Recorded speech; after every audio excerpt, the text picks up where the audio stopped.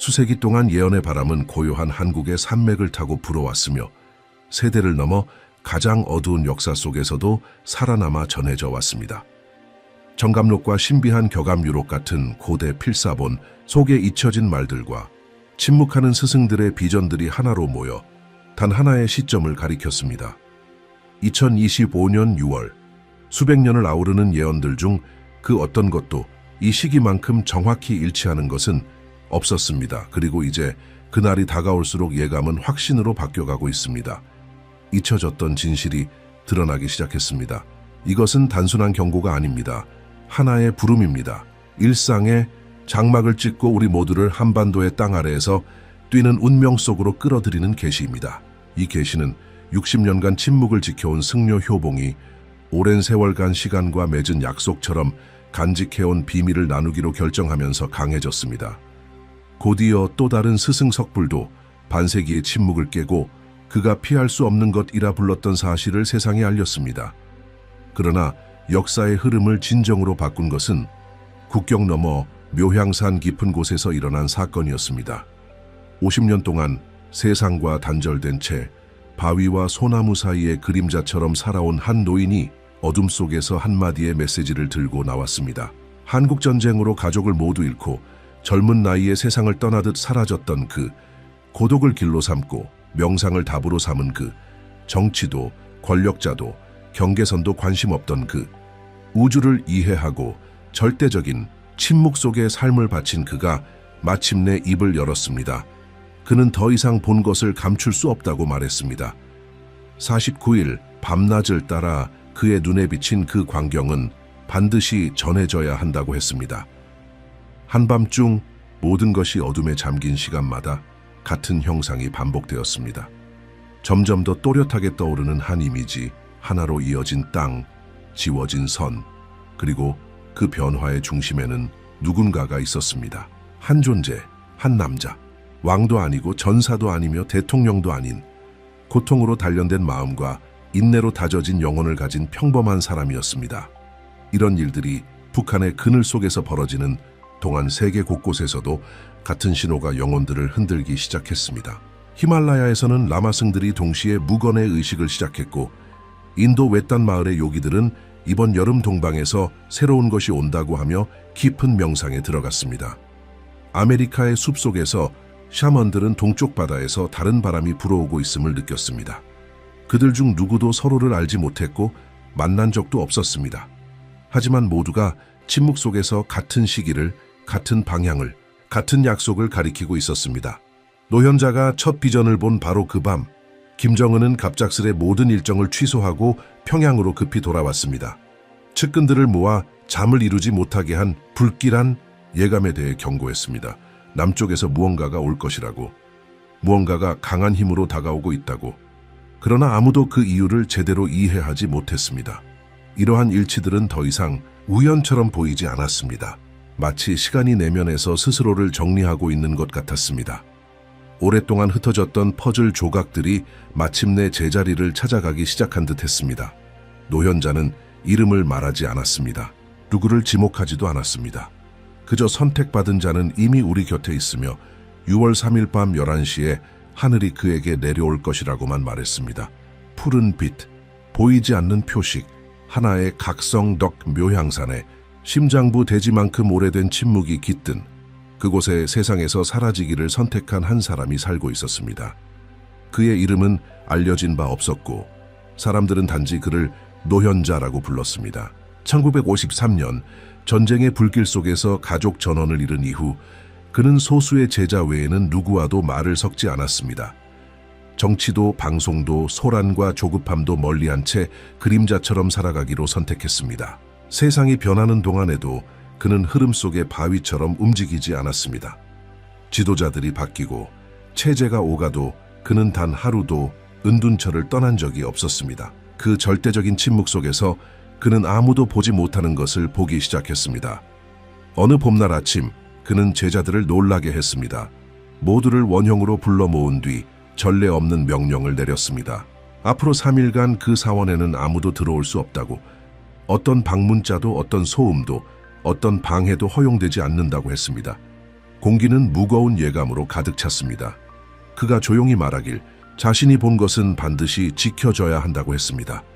이제 명상 속에 떠오르는 이미지는 상징도 은유도 아닌 살아있는 장면이었기 때문입니다. 생생한 세부들, 이름과 날짜, 냄새와 소리까지 그는 너무도 뚜렷하게 미래를 보고 있었고 그 선명함은 그의 잠까지 앗아갔습니다. 49일 동안 매일 새벽 3시 같은 이미지가 반복되었습니다. 처음엔 안개 속에서 그 다음은 형체로 마지막엔 그의 영혼을 뒤흔드는 선명함으로 그는 한반도의 통일을 보았습니다. 분단의 종말을, 열리는 경계선과 재회를 향해 나아가는 사람들을. 하지만 그를 가장 괴롭게 한 것은 모든 변화가 단 한 사람으로부터 시작된다는 사실이었습니다. 평범한 얼굴, 지친 표정. 그러나 눈빛에는 고대의 빛이 서려 있었습니다. 그 비전은 그를 놓아주지 않았습니다. 49일 밤낮 동안 노현자는 매일 아침 떨며 깨어났습니다.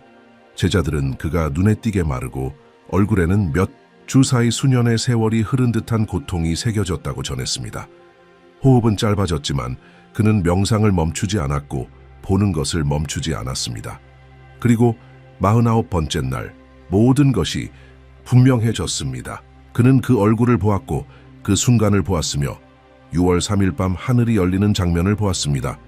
푸른 별 하나, 하나의 표식, 그리고 그것이 더 이상 꿈이 아니라는 깊은 확신, 운명이었습니다. 그 계시가 완성된 바로 그날 밤, 북한 정치권의 뒷면에서는 이상한 소문이 돌았습니다. 김정은이 어떤 설명도 없이 모든 외부 방문을 취소하고 수도로 급히 복귀했다는 것입니다. 내부 소식통에 따르면 그는 장군들에게 남쪽에서 어떤 변화가 다가오고 있다고 말하며 경계를 늦추지 말라고 지시했다 합니다. 그러나 노현자는 놀라지 않았습니다. 그는 이미 자신만이 부름을 받은 것이 아니라는 것을 알고 있었습니다. 세계 곳곳에서도 같은 이미지가 전해지고 있었습니다. 히말라야의 라마들, 고대 인도계 요기들, 심지어 아메리카 토착 샤먼들까지 모두가 비슷한 경험을 기록하고 있었습니다. 머지않아 동쪽의 작은 나라에서 전 세계를 뒤흔들 파동이 일어날 것이라는 예감이었습니다. 서로 닿을 일 없던 문화권 사이의 이 예언적 일치는 그 자체로 부정할 수 없는 경고였습니다. 노현자는 마침내 자신이 본 것을 북방기록이라 이름 붙인 비밀 문서로 남겼습니다. 가장 가까운 제자들에게만 전해진 이 기록에는 단지 통일의 환상만이 아니라 그 여정까지도 담겨 있었습니다. 상처받은 마음의 치유, 적대의 종식, 갈라진 가족들의 재회, 그리고 미움에 무게 없이 태어난 새로운 세대의 결정적인 역할, 평화를 향한 오직 그 열망만이 그들을 움직일 것이라고 적혀 있었습니다. 그에 따르면 변화는 조약으로도 무기로도 오지 않을 것입니다. 감정의 항복이라는 하나의 행위로부터 시작될 것이라고 했습니다.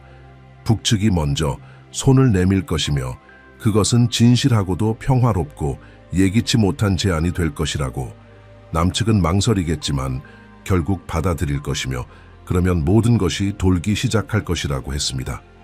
깊은 잠에서 깨어나는 고대의 톱니바퀴처럼 그는 첫 만남이 판문점에서 이루어질 것이라 예언했습니다.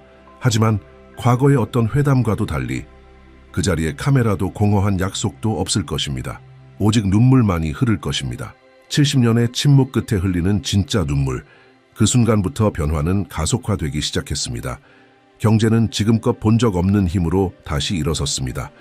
북쪽의 비옥한 토양이 남쪽의 기술과 만났습니다. 새로운 산업들이 태어났고 남북한의 젊은이들은 함께 꿈을 꾸기 시작했습니다.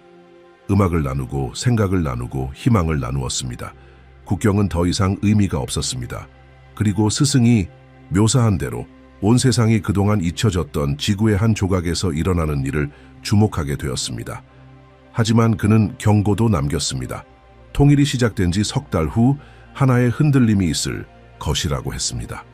권력을 잃은 데 불만을 품은 급진 세력이 폭력으로 반응하려 할 것이라고. 평양에서 총성이 울릴 것이지만 사람들은 두려움으로 반응하지 않을 것이라고 했습니다. 위협을 잠재우는 것은 군대가 아니라 민중, 오랜 세월 억눌려 살아온 평범한 사람들이 될 것이라고 했습니다. 그들은 일어섰고 평화를 선택했습니다. 스승은 거리의 군중을 뚜렷이 보았다고 했습니다. 자식을 감싸 안은 어머니들, 무기를 내려놓는 병사들, 그리고 방패처럼 돌아온 침묵당 그는 말했습니다. 통일의 완전한 순환은 하나의 꿈에서 시작되어 하나의 고통을 거치고 하나의 희망으로 다시 태어난다고. 푸른 별은 그 인장의 역할을 하며 이마에 그 표식을 받은 자가 새로운 시대의 인도자가 될 것이라고 했습니다. 놀라운 점은 이 남자는 스스로 그 자리에 서기를 바라지 않았다는 것이었습니다. 그는 단 한 번도 지도자가 되길 원하지 않았고 수많은 초대를 모두 거절해왔습니다. 바로 그 점이 그의 힘의 근원이었습니다. 그는 정상을 바라지 않았지만 기둥이 되었습니다. 무대에 서지 않았지만 기반이 되었습니다. 하늘은 그의 겸손함, 조용한 인내, 분노 없는 고통을 보고 그를 선택한 것이었습니다. 그 남자가 다시 나타났습니다. 꿈에서 계속 보이던 바로 그 인물, 같은 자세, 같은 눈빛, 왼손 새끼손가락에 있던 동일한 표시. 하지만 이번엔 뭔가 달랐습니다. 그의 머리 위에서 하나의 푸른 별이 회전하기 시작한 것입니다. 그것은 책 속의 별이 아니었습니다. 살아있는 듯한 맥동하는 빛, 의식을 가진 것처럼 보였습니다. 천천히 내려와 그의 이마에 닿는 순간 모든 것이 침묵 속에서 폭발하듯 변했습니다. 소리도 바람도 사라졌고 오직 빛만이 모든 것을 채웠습니다. 그리고 그 순간 그의 두 눈썹 사이에 하나의 흉터가 나타났습니다. 작고 어두우며 동시에 빛나는 점, 그것이 바로 인장이었습니다. 하늘과 땅 앞에서 그가 깨어났음을 알리는 표식. 이제 그는 더 이상 평범한 인간이 아니었습니다. 그는 건너감을 이끄는 자의 세상과 다가올 세상을 잇는 실이었습니다. 바로 그 순간 아무도 눈치채지 못한 사이 현실 속에서도 이상한 일들이 벌어지기 시작했습니다.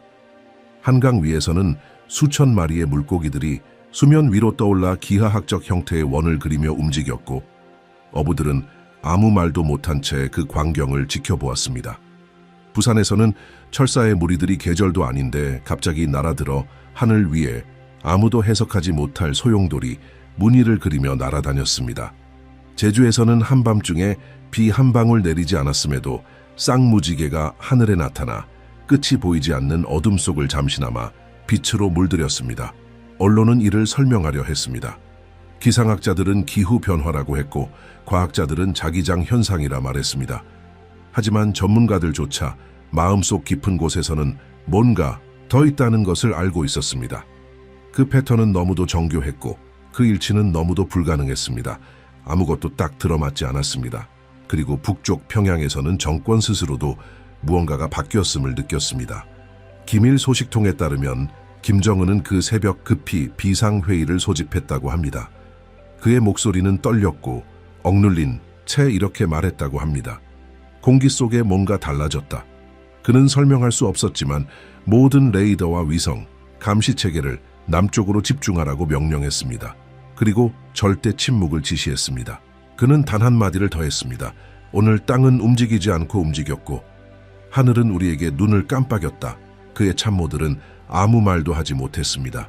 그 순간 이성은 더 이상 아무것도 설명할 수 없었습니다. 그러나 스승은 알고 있었습니다. 그것이 바로 확증이라는 것을, 자신이 50년 동안 간직해온 말들이 이제는 풀려나야 할 때라는 것을. 그래서 그는 마지막으로 제자들을 불러 모았습니다. 거의 속삭이는 듯한 목소리로 그 비전은 이제 미래의 것이 아니라고 밝혔습니다. 그것은 지금 일어나고 있는 일이었습니다. 바로 여기서, 바로 지금 그는 말했다고 합니다. 그 비전 속에서 보인 남자는 3번의 추락을 겪었다고. 가난했던 어린 시절, 버림받은 청춘, 그리고 조용한 배신으로 가득했던 중년. 하지만 그는 추락할 때마다 무너지는 대신 고요히 몸을 숙였습니다. 부서지지 않았습니다.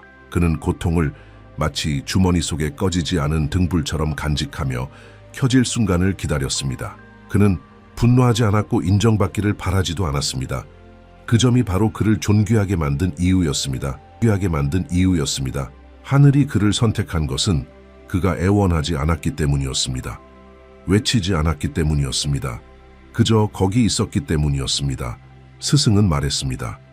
겸손한 이들은 운명이 그들의 빛을 필요로 할 그 정확한 순간까지는 보이지 않는 존재라고.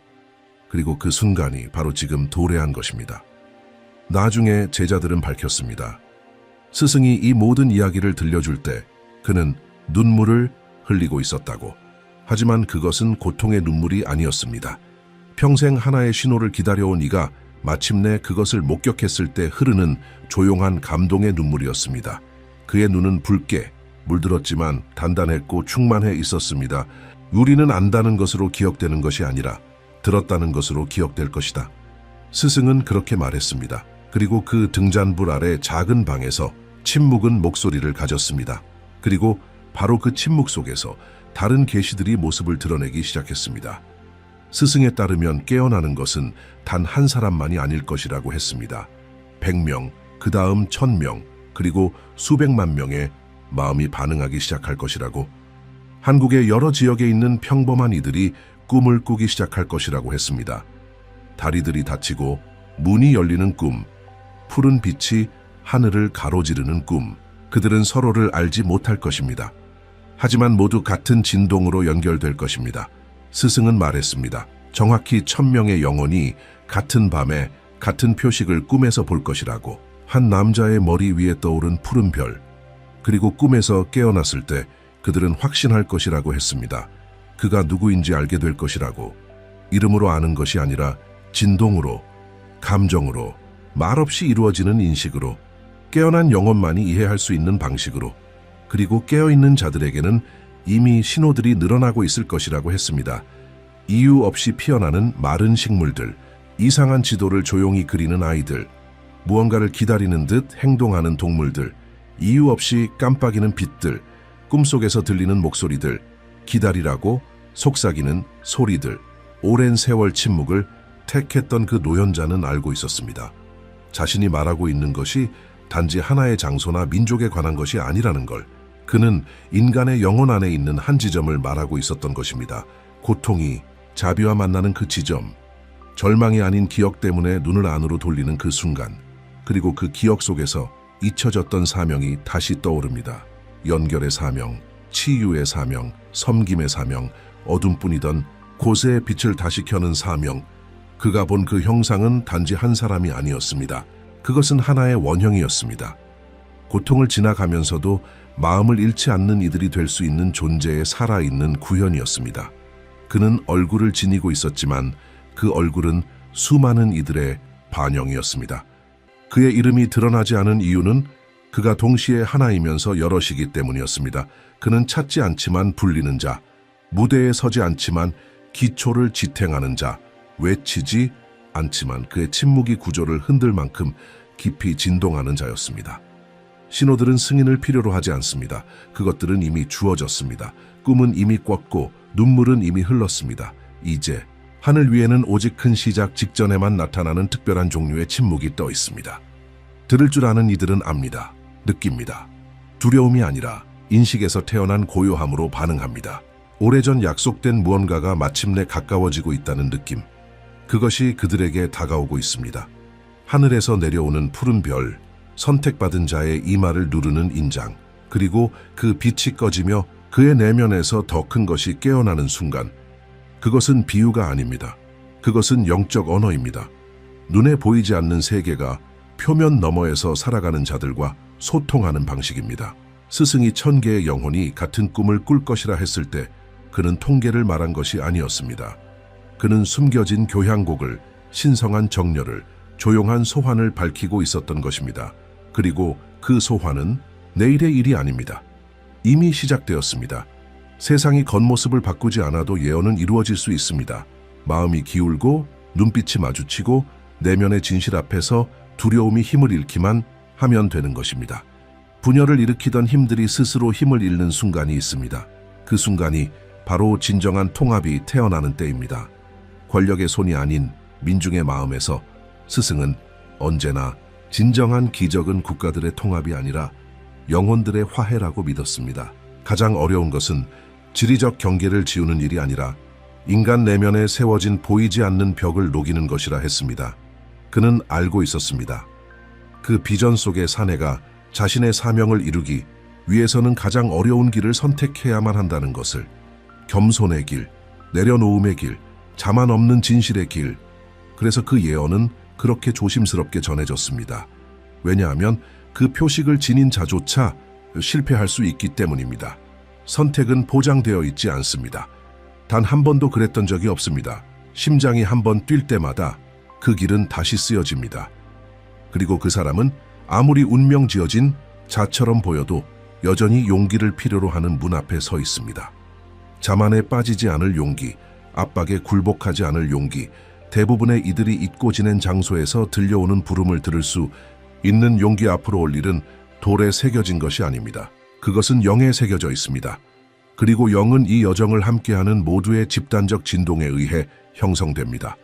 스승의 비전은 녹슨 철조망 틈에서 피어나는 꽃들로 끝을 맺습니다. 침묵만이 있던 곳에서 뛰노는 아이들, 가족과 다시 만난 노인들의 눈물. 하지만 그 모든 장면 위에 단 하나의 단순하고도 강력한 메시지가 놓여 있습니다. 미래는 명령하는 자들이 아니라 꿈꾸는 자들에 의해 만들어진다는 것. 이 예언에서 꿈꾸는 것은 하나의 행동입니다. 어둠 속에 빛을 심는 일, 어떤 징조도 없을 때에도 희망을 지켜내는 일, 눈이 아니라 영혼으로 믿는 일, 그리고 그것을 느끼는 이들은 압니다. 이제는 어떤 것도 예전과 같을 수 없음을.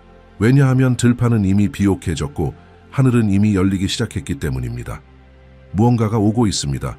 거대하고 조용하며 되돌릴 수 없는 무언가가 여기까지 왔다면 어쩌면 당신의 영혼도 그 부름을 들었는지도 모릅니다. 어쩌면 당신은 하늘이 인장을 알아볼 자로 선택한 1000개의 조용한 목소리 중 하나일지도 모릅니다. 어쩌면 당신은 보이지 않는 것을 증언하기 위해 부름받은 이들 중 하나일지도. 그리고 지금 당신이 무엇이 일어나고 있는지 정확히 모르더라도 당신 안에 무언가는 이미 움직이기 시작했습니다. 공식적인 발표를 기다리지 마십시오. 모든 것이 이해되는 것을 기다리지 마십시오. 이해는 나중에 올 것입니다. 지금은 직관의 시간입니다. 귀 기울임의 시간, 내어 맡김의 시간입니다. 이 영상은 단지 이야기만이 아닙니다. 그것은 거울이며 기억이며 예언과 의식이 만나는 지점입니다. 당신이 이것을 통해 무엇을 하느냐가 곧 다가올 것을 형성하는 일부가 됩니다. 이 메시지를 나누는 것은 단순한 확산이 아닙니다. 그것은 진동을 퍼뜨리는 일입니다. 다른 영혼들이 깨어날 수 있도록 하는 일입니다. 세계들 사이의 다리가 되는 것입니다. 그리고 글을 쓰고 생각을 나누고 마음을 표현하는 일은 결코 사소한 행동이 아닙니다. 그것은 증언입니다. 연결입니다. 그리고 응답입니다. 스승은 다시 침묵 속으로 들어가기 전 이렇게 말했습니다. 하늘은 보이지 않는 것을 이 세상에 태어나게 도우는 자들을 돕는다고, 우주는 순수한 자들의 연합에 응답한다고, 그리고 1000개의 심장이 하나로 뛰는 순간 예언은 더 이상 비전이 아니라 현실이 될 것이라고.